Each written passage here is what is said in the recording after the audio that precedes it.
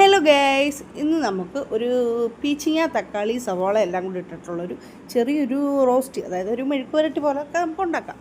തക്കാളി, ഇഞ്ചി, വെളുത്തുള്ളി, സവാള, പീച്ചിങ്ങ എല്ലാം എടുത്ത് സെറ്റാക്കി വെച്ചിട്ടുണ്ട്. പാനിൽ എണ്ണ ഒഴിച്ച് കടുക് പൊട്ടിച്ച് വെളുത്തുള്ളി ഇഞ്ചിയും ഒരു അത്യാവശ്യം ഒരു ബ്രൗൺ ഷെയ്ഡ് ആവുന്നവരെ മൂപ്പിച്ചെടുത്തിട്ടുണ്ട്.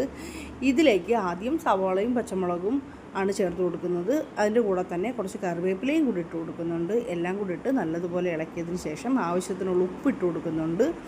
അതും നല്ലതുപോലെ തന്നെ ഇളക്കുന്നുണ്ട്. ഇളക്കിയതിന് ശേഷം ഒരു ബ്രൗൺ ഷെയ്ഡായി വരുമ്പോഴത്തേക്ക് അതിലേക്ക് നമ്മൾ എടുത്തു വെച്ചിരുന്ന മസാലപ്പൊടികൾ, അതായത് മുളക് പൊടി, മല്ലിപ്പൊടി, ഗരം മസാല, മഞ്ഞൾപ്പൊടി ഇത്രയുമാണ് ഇട്ട് കൊടുക്കുന്നത്. ഇതും നല്ലതുപോലെ ഒന്ന് ആ ഒരു പച്ചമണം മാറുന്നവരെ ഒന്ന് റോസ്റ്റ് ആക്കിയതിന് ശേഷം അതിലേക്ക് അരിഞ്ഞു വെച്ചിരുന്ന തക്കാളിയായിട്ട് അത്യാവശ്യം വലിയൊരു തക്കാളി തന്നെയാണ് എടുത്തിരിക്കുന്നത്. ആ തക്കാളിയും കൂടെ ഇട്ട് നല്ലോണം വഴണ്ടി വരുമ്പോഴത്തേക്ക് അതിലേക്ക് പീച്ചിങ്ങ, കിളുന്ത് പീച്ചിങ്ങയാണ് കേട്ടോ. നല്ല മൂത്ത പീച്ചിങ്ങ എടുത്തു കഴിഞ്ഞ് കഴിഞ്ഞാൽ ആ ഒരു ടേസ്റ്റ് കിട്ടത്തില്ല. കിളുന്ത് പീച്ചിങ്ങയാണ് ഇട്ടിരിക്കുന്നത്. അപ്പോൾ ആ പീച്ചിങ്ങയും കൂടി ഇട്ട് നല്ലതുപോലെ ഇളക്കി സെറ്റാക്കി ഒന്ന് കുറച്ച് നേരം മൂടി വെച്ച് കഴിയുമ്പോൾ അത് ഇതുപോലെ സെറ്റായിട്ട് കിട്ടും. നല്ല ടേസ്റ്റാട്ടോ. വേണ്ടവർക്ക് കുറച്ച് തേങ്ങാപ്പാലും കൂടി ഒഴിച്ച് പൊള്ളിച്ച രീതിയിലെടുക്കുക. പക്ഷേ ഞാൻ എടുത്തത് ഈ പരുവത്തിൽ തന്നെയാണ്. ഇത് തന്നെ നമുക്ക് നല്ല ടേസ്റ്റാണ്. ചപ്പാത്തിക്കും ചോറിനും എല്ലാം സെറ്റാണ്.